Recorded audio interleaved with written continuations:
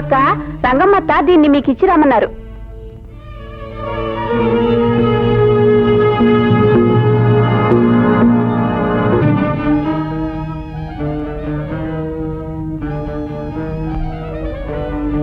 సుమతి, సుమతి, వదినా, ఇందమ్మా ఈ పాయసం తీసుకో.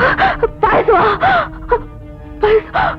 వద్దుదినా, పాయసం నాకు వద్దుదినా, వద్దు, నాకు పాయసం వద్దు. నువ్వు వద్దంటే వదిలి పెడతానా? ద్రాక్ష, జీడిపప్పు, యాలక్కాయలు వేసి నీకోసమే ప్రత్యేకంగా తయారు చేశాను. తీసుకోమ్మా. ఇందా.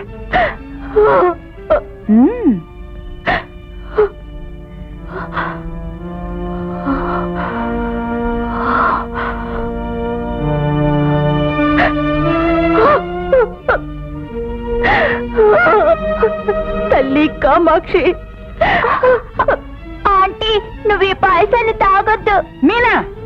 అవునమ్మా, పాయసం తాగితే తిన్న మందులు పనిచేయవని నువ్వే కదమ్మా చెప్పావు. అందుకే ఈ పాయసాన్ని నేనే తాగుతాను. మీనా, నీకేమైనా మర్చిపోయిందా? ఇంట్లో వేరే పాయసమే లేనట్టు ఈ పాయసాన్నే తాగుతానంటావే? నువ్వైనా తాగు. నేనా? మీనా, ఈ పాయసాన్ని మనం తాగకూడదు. ఎందుకని? ఇందులో మందు కలిపాను. దీన్ని సుమతే తాగాలి. దీన్ని తాగితే ఆంటీ చచ్చిపోతుంది కదమ్మా. మీనా! అన్యాయంగా ఆ ఆంటీని చంపాలనుకోవడం నిజంగా ఘోరం అమ్మా, మహా పాపం. సరే సరే పద.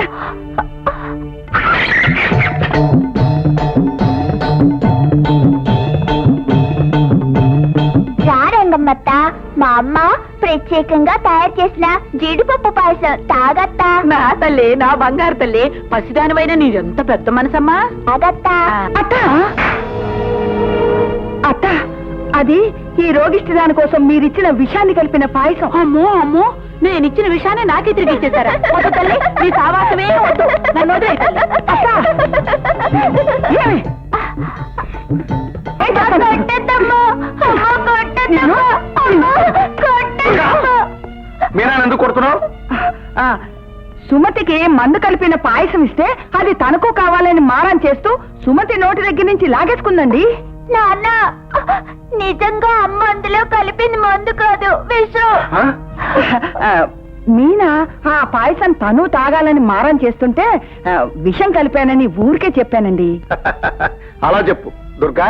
నేను ఈ రాత్రికి ఇంటికి రాను. మా ఆఫీసర్ గారింట్లో పని ఉంది, అర్జెంట్ గా వెళ్ళాలి. నీ వెనుకే తిరిగి